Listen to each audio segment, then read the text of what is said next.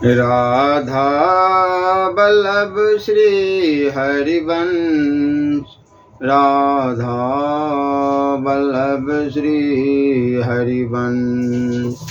ओम श्री परमात्मने नमः। श्री गणेशाय नमः। राम नाम का अद्भुत प्रभाव। राम नाम के प्रताप से पत्थर तिरने लगे। राम नाम के बल से वानर सेना ने रावण के छक्के छुड़ा दिए। राम नाम के सहारे हनुमान जी ने पर्वत उठा लिया और राक्षस रावण के घर अनेक मास रहने पर भी माता सीता अपने सती तत्व को बचा सकी। भरत ने 14 साल तक प्राण धारण कर रखा, क्योंकि उनके कंठ से राम नाम के सिवा कोई दूसरा शब्द नहीं निकलता था। इसलिए बाबा तुलसीदास जी ने कहा है कि कली काल का मल धो डालने के लिए राम नाम जपो। मेरा विश्वास है कि राम नाम के उच्चारण का विशेष महत्व है। अगर कोई जानता है कि ईश्वर सचमुच उसके हृदय में बसता है, तो मैं मानता हूँ कि उसके लिए मुंह से राम नाम जपना जरूरी नहीं है। लेकिन मैं किसी ऐसे आदमी को नहीं जानता, उल्टे मेरा अपना अनुभव कहता है कि मुंह से राम नाम जपने में कुछ अनोखापन है। क्यों या कैसे, यह जानना आवश्यक नहीं है। आसुरी शक्ति के प्रबल्य से उत्पीड़न धारा जब पाप का भार सहन न कर सकी, तब समस्त देवगण की प्रार्थना पर जगन्यंता सर्वाधार श्री नारायण भगवान को स्वपरिकर सहित भारत वसुंधरा पर नर रूप से अवतीर्णित होना पड़ा। भगवान राम ने अपने सर्वशक्तिमान स्वरूप को स्वमाया की एवनिका के आवरण में तिरोहित करके नर लीला का ऐसा उदात्त अभिनय किया कि अनंत काल तक नर समाज उनके चारों चरित्र से अपनी व्यक्तिक, सामाजिक किंबा राष्ट्रीय समस्त समस्याओं का समाधान करने के लिए उचित प्रेरणा ले सकता है। संप्रति साधारणतया समस्त विश्व और विशेषकर भारतवर्ष भयावह परिस्थितियों के वर्क चक्र में पड़कर उत्तरोत्तर पतन के गहरे गर्त में गिरता जा रहा है। मानवता नाम की वस्तु केवल मिथ्या उद्घोषों की कर्णकटु ध्वनि मात्र में ही अवशिष्ट रह गई है। यूँ तो चंद्रलोक तक में बसने के सुनहरे स्वप्न देखे जा रहे हैं, परंतु वस्तुतः भूमंडल की परिधि में भी बसते हुए राहत की सांस ले सकना दुर्लभ हो रहा है। ऐसी परिस्थिति में राम भगवान का चरित्र ही एकमात्र ऐसी आशा की किरण है जो कि हमें सही मार्ग का प्रदर्शन करा सकती है। राजा दशरथ चक्रवर्ती सम्राट थे। अपने यौवन काल में वे असुर त्रस्त देवताओं के संग्राम में भी सहायक रूप में सम्मिलित हुए थे, परंतु आयु ढलने पर ओज का शिथिल्य स्वाभाविक होता है। राजा दशरथ इस प्राकृतिक नियम के उपवाद कैसे हो सकते थे। उनकी जीवन संध्या में अवसर पाकर राष्ट्र विरोधी तत्व सक्रिय हो उठे। किष्किंधा के वानर राजा बाली और सुदूर लंका के राजा रावण बड़े महत्वाकांक्षी थे। दोनों ही चक्रवर्तित्व का स्वप्न देखते थे, परंतु परस्पर भिलत होने पर रावण ने जब बाली को प्रबल देखा, तब उसके साथ अग्नि साक्षी पूर्वक सर्वतोमुख संधि कर ली। अब तो दोनों मिलकर समस्त भारत पर छाने का प्रयत्न करने लगे। रावण ने दंडकारण्य पर कब्जा कर लिया। अपने 14 सहस्त्र वीर सैनिक यहाँ बसा दिए। रावण के दूत भारतीय प्रजा से कर संग्रह करते हुए बिहार प्रांत के वर्तमान बक्सर ग्राम स्थित विश्वामित्र के आश्रम पर पहुँच गए। इस प्रकार रामकालीन भारत, जहाँ राक्षसी और बानरों की प्रतिगामी दो सत्ताओं द्वारा आक्रांत हो गया था, वहाँ केंद्रीय राजसत्ता की निर्बलता से निडर होकर स्थानीय सामंत भी अपने छोटे छोटे राज्य को प्रभु सत्ता संपन्न मानने लग गए थे। इस प्रकार भारतवर्ष उस समय रावण, बाली और घरेलू समान थे। इन 3 विघटनकारी शत्रुओं से घिर गया था। आज का भारत भी चीन, पाकिस्तान और घरेलू विघटनकारी तत्वों से आक्रांत है। जैसे रावण ने बाली के सहयोग से राजा दशरथ के शासित प्रदेश दंडकारण्य पर बलात् कब्जा कर लिया था, आज ठीक वैसे ही पाकिस्तान की शहर पर चीन ने भारत के लद्दाख, हिंद, चीन आदि प्रदेशों पर अपने पंजे जमा लिए हैं। उस समय कार्तवीर्य आदि अनेक सामंत जैसे अपने को सर्वतंत्र स्वतंत्र मानने लगे थे। ठीक उसी प्रकार संप्रति नागालैंड, मिजोलैंड, मेघालय और तमिलनाडु आदि प्रांत अपने स्वतंत्रता का दम भरने लगे हैं। उस समय ऐसे आर्य वक्त में भारतीय राजतंत्र के परंपरागत संचालक निस्वार्थ राष्ट्र से भी ऋषि मुनियों ने ऐसी योजना बनाई कि अयोध्या राज्य का एक भी सैनिक न मरे, राज्य कोष की एक भी कहानी कौड़ी भी व्यर्थ न हो। विघटनकारी सामंत बिना खून खराबी के पूर्ववत केंद्रीय सत्ता के सहकारी बन जाए एवं वानर तथा राक्षस दोनों की भिन्नत होकर प्रतिगामी राक्षसी शक्ति समाप्त हो जाए। एतदर्थ घरेलू सामंतों के दिमाग दुरुस्त करने के लिए एक मनोवैज्ञानिक उपाय रचा गया, जिसका नाम रखा गया धनुष यज्ञ। उसमें सभी छोटे बड़े राजा महाराजा सम्मिलित हुए। घोषणा की गई कि जो धनुष को उठाएगा उसे त्रिभुवन जय समेत विदेही बिन्ही विचार बरई हठी तेहि, अर्थात वह त्रिभुवन विजयी माना जाएगा और उपहार में उसे जनक नंदिनी प्राप्त होगी। ऋषि जानते थे कि भार उठाने वाले तो रावण जैसे कैलाश को भी उठाने की क्षमता रखते हैं, परंतु वह दिव्य धनुष है, अतः इसे तो अति बला शक्ति संपन्न व्यक्ति उठा सकेगा। वह शक्ति केवल राम भगवान को महर्षि विश्वामित्र ने प्रदान की है। जाते लाग ना छुआ क्षुधा पिपासा, अतुलित बल तनु तेज प्रकाशा। बस समस्त सामंत उसे न उठा सके। राम जी ने उसे उठा लिया। त्रिभुवन विजय माला उनके कंठ में पड़ गई। मनोवैज्ञानिक दृष्टि से संपन्न समस्त सामंत मंडल को राम की शक्ति का लोहा मानना पड़ा, परंतु अब वे सब संगठित होकर उपद्रव करने की तैयारी करने लगे। ऋषि मुनियों ने पहले इस संभावित समस्या का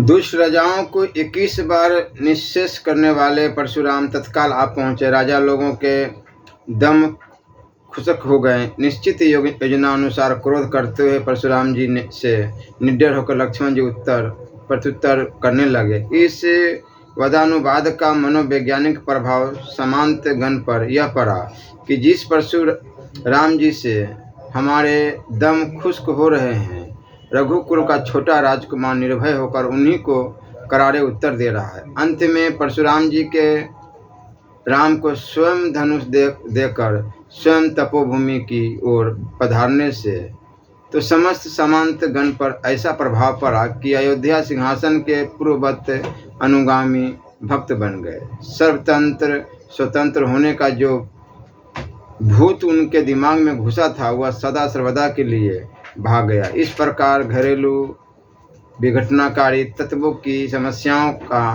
तो समाधान हो गया। महाराज दशरथ ऋषियों की गुप्त योजना से परिचित नहीं थे, अतः वे श्री राम का राज्याभिषेक करने चले। किसी गुप्त मंत्रणा से मंथरा ने केके द्वारा राम को वन भिजवा दिया। ऋषि जानते थे कि श्री राम के राजा हो जाने पर यदि रावण से संग्राम होगा तो उसमें अयोध्या के अनेक सैनिक मरेंगे, अपव्यय ही होगा।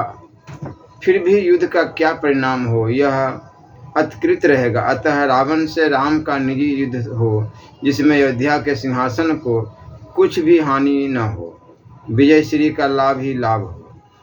इसी योजना के अनुसार राम अन्य दिशा में न जाकर बाली और रावण की ओर ही उन्मुख हुए। एकमात्र बाली के मार देने पर समस्त वानर सेना राम की सहायक हो गई। राम रावण महायुद्ध में निश्चित योजना के अनुसार एक भी अयोध्यावासी सम्मिलित नहीं हुआ। यहाँ तक कि मूर्छित लक्ष्मण के स्वास्थ्य का समाचार जानने के लिए दूत तक नहीं भेजा गया। अर्थात अयोध्या के सिंहासन को युद्ध से सर्वथा अलिप्त रखा गया। 14 वर्ष तक राजधानी में भी नंदीग्राम की फूस की झोपड़ी रही।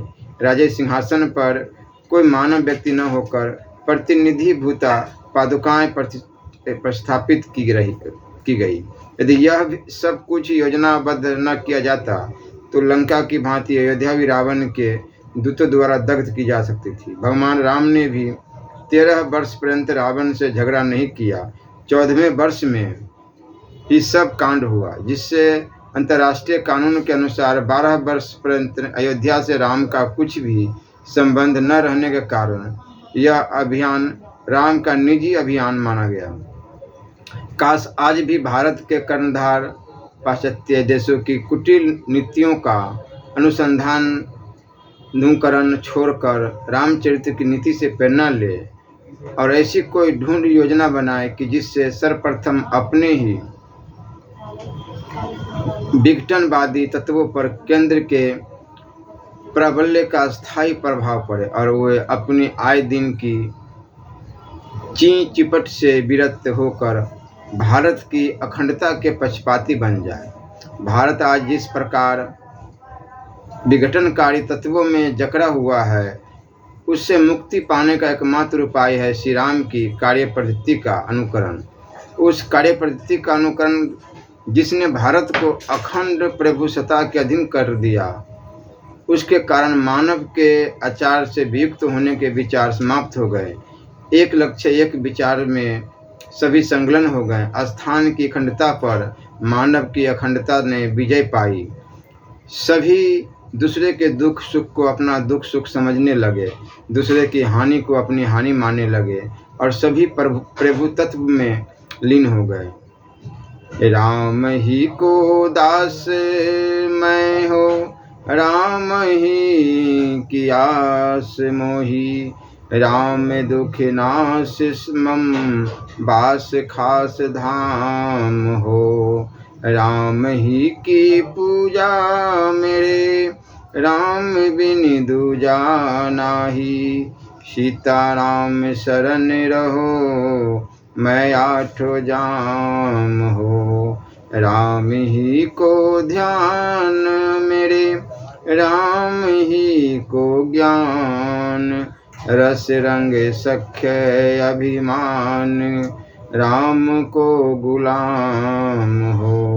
राजपद ठाम मेरे, राम ही को काम मेरे, मांगो सीता राम ही सो, रट सो राम राम हो। जाग मेरे राम भूरी, भाग मेरे राम गीते, राम मेरे राम अनुराग, रस राम है। धीर मेरे राम, बरबीर मेरे राम, हर पीर मेरे राम, धनु तीर धर श्याम है। दानी मेरे राम, सत्यवानी मेरे राम, सिया रानी रत राम, सुख खानी सिल धाम है। तात मेरे राम, मंजू मात मेरे राम, भल भ्रात मेरे राम, सर्वस राम नाम है।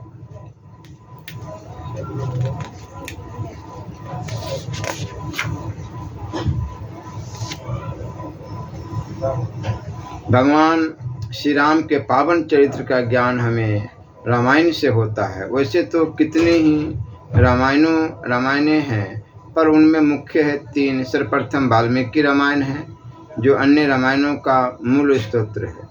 इससे सबने प्रेरणा तथा सामग्री प्राप्त की है। वाल्मीकि आदि कवि माने जाते हैं। उन्होंने रामायण को इतिहास के रूप में लिखा है। संस्कृत के प्राचीन साहित्य में 2 ही इतिहास मुख्य माने जाते हैं। उनमें एक है वाल्मीकि रामायण और दूसरा व्यासकृत महाभारत।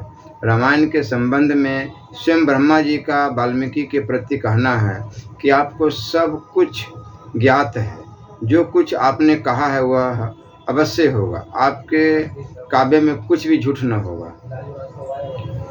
अपनी रामायण में उन्होंने सचमुच जैसा कुछ हुआ वैसा ही लिखने का प्रयास किया है, कहीं भी लिपापोती से काम नहीं लिया। वाल्मीकि जी की दृष्टि में भगवान राम कमार्थ गुण संयुक्त, धर्मार्थ गुण युक्त, समुद्र की तरह रत्नों से भरपूर, सबसे मनोरम है।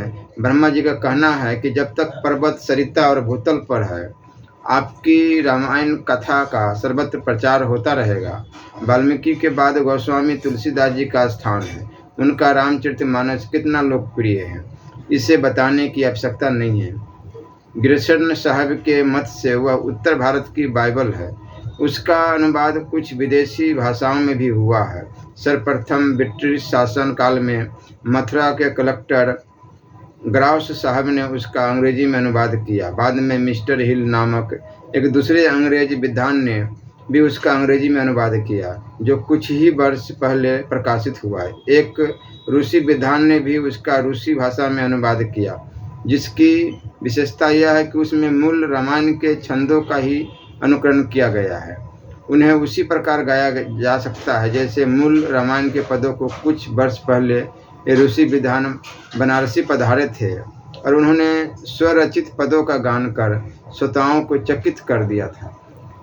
बाबा तुलसीदास जी की नारायण को श्री रामचंद्र के नर रूप में इस धरातल पर उतार लाए हैं। उनके राम आदर्श पुत्र, आदर्श शिष्य, आदर्श वीर और आदर्श शासक है।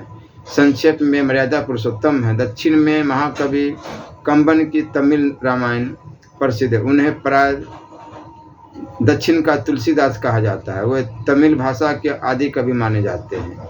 कवि कंबनु महाकवि तुलसी की भांति ही राम और राम कथा के प्रति बड़े आस्थावान हैं, लेकिन कथा नक की दृष्टि से दोनों की कृतियों में थोड़ा सा अंतर है। तमिल देशवासियों का कहना है कि जैसे विष्णु ने मंदराचल के सहारे सिंधु मथ कर देवों के रक्षार्थ अमृत उपलब्ध किया, वैसे ही महाकवि कंब ने अपनी जिह्वा रूप मंथन स्टिक का सहारा लेकर तमिल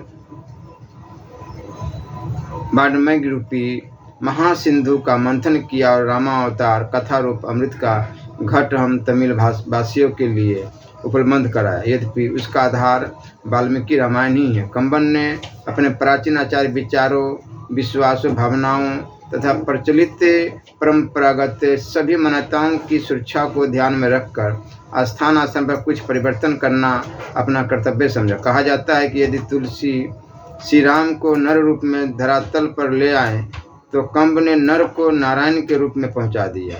इस रामायण त्रिवेणी ने केवल भारत भूमि को ही कथा सुधा से संचित नहीं किया, अपितु इसकी तरंगे अन्य देशों में भी पहुंची है। मिस्र के इतिहास में रेमेसिस की पौराणिक कथा आती है, जो बहुत कुछ राम कथा से मिलती जुलती है। बौद्ध राम कथा, अनामकम, जातकम तथा दशरथ कथानकम का अनुवाद चीनी भाषा में क्रमशः तीसरी तथा 5वीं सदी में हुआ था। अनामकम, जातकम